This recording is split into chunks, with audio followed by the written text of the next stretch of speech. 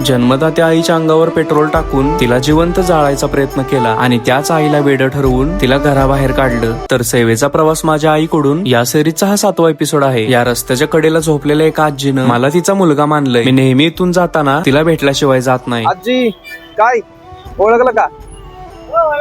कोण? ओंकार.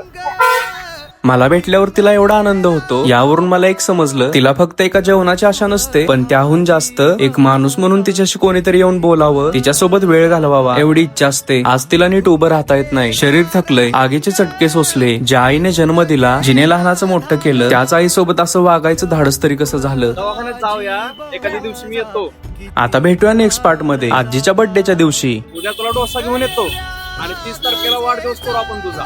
साड्या आणि केक आणतो. मला विसरायचं नाही पण अजिबात. तुला मी चांगल्या ठिकाणी ठेवतो कुठेतरी, तू म्हणशील तिथं चांगले कपडे घालायचे, खायचं प्यायचं व्यवस्थित राहायचं निवांत. मी बघतो सगळं. हा